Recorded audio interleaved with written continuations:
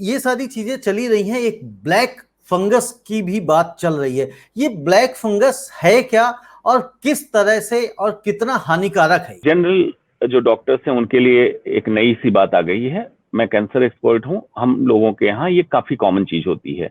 Black fungus, जिसको technically हम कहते हैं म्यूकर माइकोसिस या हिंदी में कहें काला फफूंद।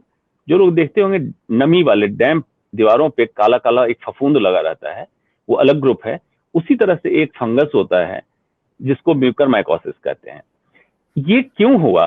कैंसर पेशेंट में होता था, एचआईवी के पेशेंट में होता था, जो लोग इम्यूनोसप्रेसिव मेडिसिन ले रहे हैं या डायबिटीज के रोगी हैं और उनका इम्यून सिस्टम काफी कमजोर पड़ा है, उसमें फंगस ग्रो कर जाता है। इसको कहते हैं अपॉर्चुनिस्टिक इन्फेक्शन। मतलब ये फंगस भी आपदा में अवसर वाला फंगस है कि अगर आपका इम्यून सिस्टम गड़बड़ हुआ तो ये ग्रो कर जाएगा। आमतौर पर हमारे वातावरण में ही इसके स्पोर्स घूमते हैं। स्पोर्स बोलते हैं छोटे छोटे दाने समान जो नंगी आंखों से ना दिखे। तो ये कैंसर पेशेंट में कॉमनली होता था जिनका इम्यूनिटी डाउन होता। तो हम लोग प्रिवेंटिव मतलब रोकने के लिए एंटीफंगल दवा भी देते थे और कभी हो जाए तो उसका इलाज भी करते थे। अब कोरोना के समय क्या हुआ, आपने देखा होगा एलोपैथिक प्रिस्क्रिप्शन सबके व्हाट्सएप पे घूम रहा था और किसी को सस्पेक्ट भी हो या पॉजिटिव आ जाए तो अपने आप से वो लोग दवा शुरू करते थे। उसमें एक दवा थी मेड्रोल, जो स्टेरॉइड है। स्टेरॉइड का एक्सेसिव इस्तेमाल हुआ और फिर जब मरीज आईसीयू में भर्ती हुआ उसमें भी एक्सेसिव इस्तेमाल हुआ। जब मरीज ठीक हो गया कोविड से तो ये स्पोर्स, फंगल स्पोर अंदर आए और ये आमतौर पे नाक के रास्ते स्पोर्स अंदर पहुंच जाते हैं और पैरानेजल साइनस, नाक के बगल में जो जगह होती है उसको साइनस बोलते हैं, जिसमें इन्फेक्शन होने के बाद साइनसाइटिस बोलते हैं, वहां पहुंच के जबड़े की हड्डी में सड़न कराने लगा। तो कई डॉक्टर हमारे पास उस मरीज को इसलिए भेजे, उनको लगा कहीं कैंसर हो गया क्या, काला काला सा निकल रहा है नाक से, लाल पानी काला पानी का निकलना और जबड़े की हड्डी सड़ी हुई है। मेरे पास इसलिए भेजा सर लगता है कैंसर है। बायोप्सी करी, म्यूकर माइकोसिस आया।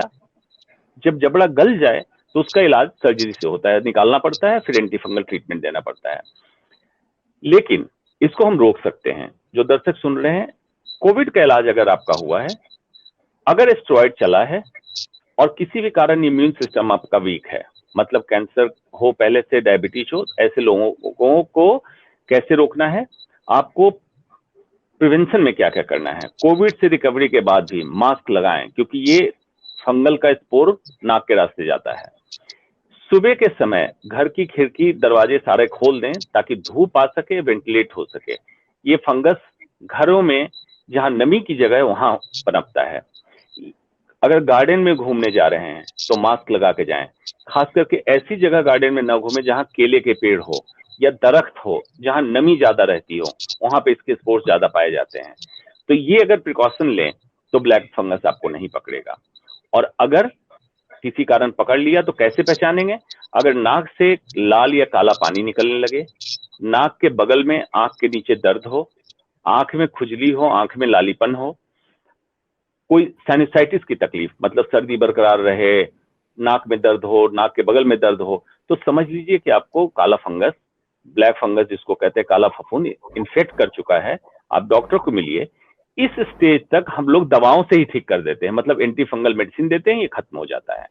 अगर ये इग्नोर हो गया तो ये चला जाएगा एडवांस स्टेज में, तब जबड़े की हड्डी सड़ जाती है या कभी कभी ब्रेन में भी पहुंच जाता है।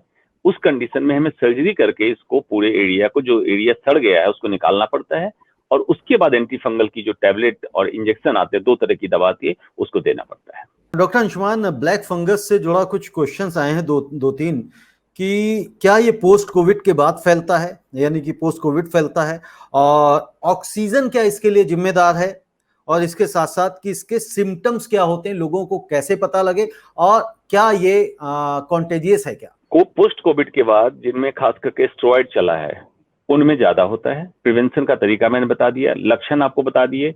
नाक से लाल या काला रंग का पानी निकलना, नजला जिसको कहते हैं, लेकिन उसमें कुछ काला स्पोर्ट्स मिक्स होगा या लाल पानी मिक्स होगा।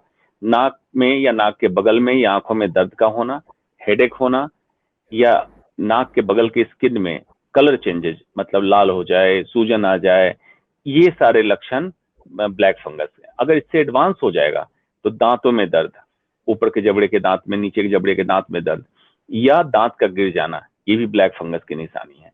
तो इन सब निशानी को अगर जल्दी पकड़ेंगे तो दवाओं से ही हम इसको ठीक कर सकते हैं। जहां तक बात है इन्फेक्शंस की, आमतौर पे एक व्यक्ति से दूसरे व्यक्ति में नहीं फैलता है, क्योंकि इसको स्पोर्स के रास्ते जाना होता है, और जब इंसान के शरीर में ग्रो कर रहा हो तो फंगस हाइफी के फॉर्म में ग्रो करता है।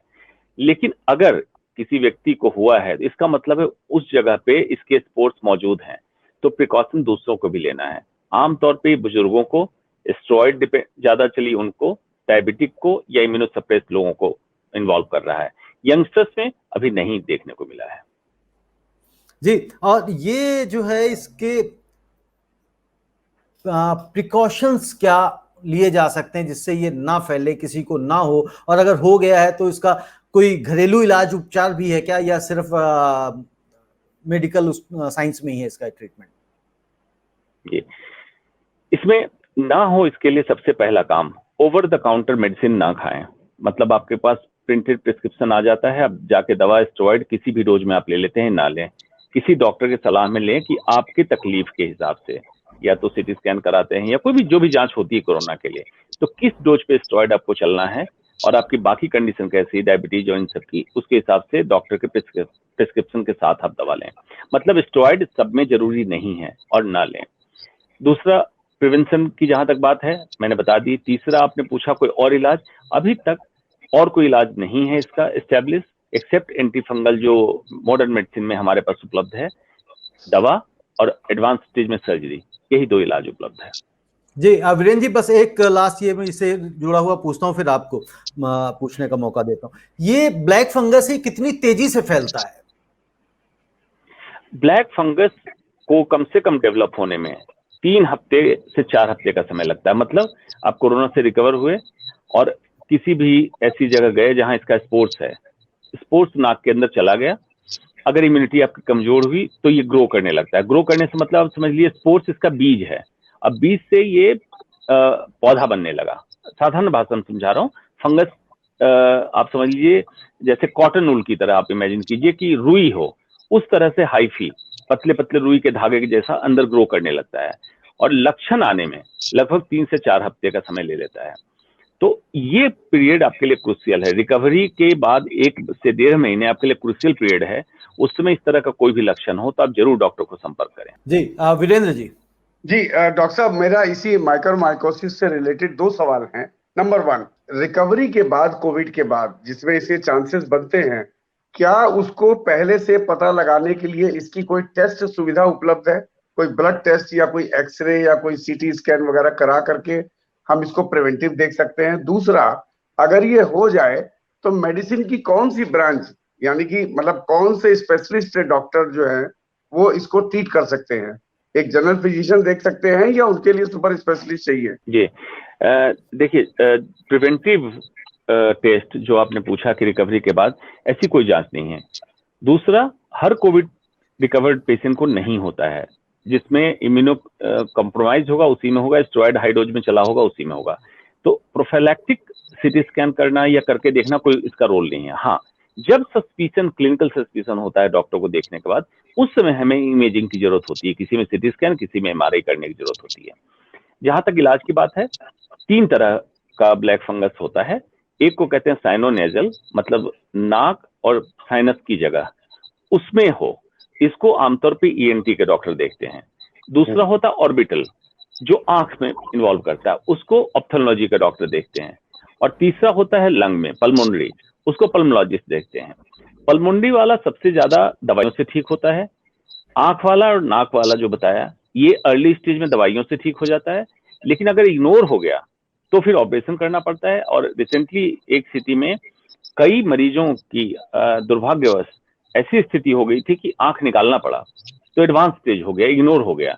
इसलिए अगर डॉक्टर मित्र भी हमारे सुन रहे हैं, उनको मैं यही कहना चाहूंगा कि अगर रिकवरी, पोस्ट कोविड रिकवरी के बाद आपके पास कोई भी मरीज आता है और कोई भी इस तरह का लक्षण देता है जो अभी तक मैंने बताया, तो उस पर गौर कीजिए। हो सकता है ब्लैक फंगस ग्रो कर रहा है, और साइट के हिसाब से, जैसे मैं बताया, फेफड़ा, नाक, आंख, उसकी जांच आप जरूर करा लें, इग्नोर ना करें, क्योंकि उस समय आप पकड़ लेंगे तो दवाइयों से इलाज हो जाएगा। इसकी दवाइयां फ्रीली अवेलेबल है मार्केट में, ऐसा नहीं कोई नई दवा है या बीमारी नहीं है। कॉमन डॉक्टर के लिए नई बीमारी है, कैंसर एक्सपर्ट के लिए हम लोग बहुत सालों से इसको डील कर रहे हैं, हमारे लिए नई बीमारी नहीं।